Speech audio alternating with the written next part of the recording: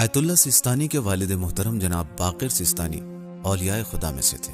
وہ بیان کرتے ہیں کہ میں مشہد میں تھا۔ میں نے 40 دن تک زیارت عاشورہ پڑھنے کا ارادہ کیا۔ میری تمنا یہ تھی کہ میں امام زمانہ عجل اللہ تعالی فرجہ الشریف کی زیارت کر سکوں، آپ سے ملاقات کر سکوں۔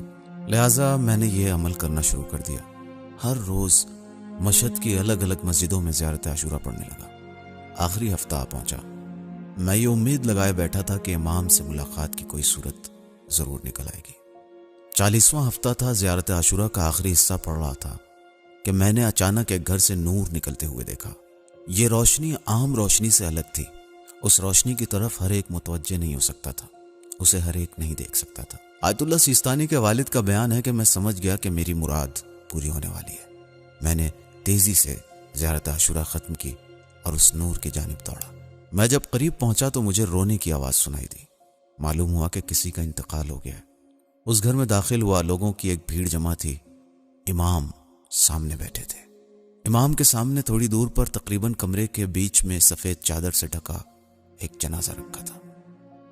ایسا لگ رہا تھا کہ آج ہی کسی کا انتقال ہوا ہے اور لوگ تشییع جنازہ کے انتظار میں ہیں۔ آیت اللہ سیستانی کے والد فرماتے ہیں کہ میں جب داخل ہوا تو میں نے امام کو سلام کیا۔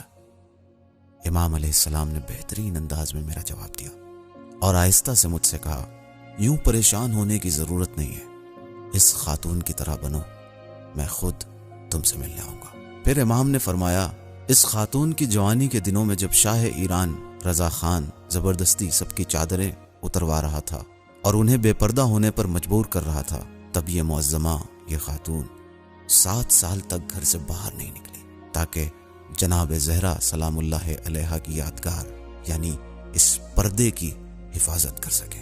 7 سال وہ اپنے گھر سے نہیں نکلی۔ اس خاتون کی طرح ہو جاؤ، ہم خود تمہارے پاس آئیں گے۔ اصل بات تو یہ ہے کہ اہل بیت ہماری زندگی میں آ جائے۔ مثلا حق و باطل کے مسئلے میں ہمیں بے طرف نہیں رہنا چاہیے، بلکہ اہل بیت اطہار علیہم السلام کی سیرت پر عمل کرنا چاہیے۔